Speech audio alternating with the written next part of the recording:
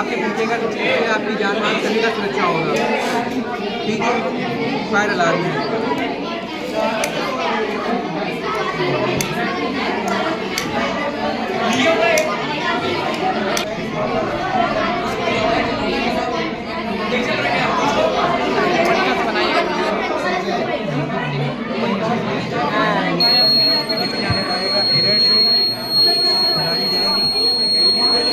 Matter को solve करेगी और चली जाएगी।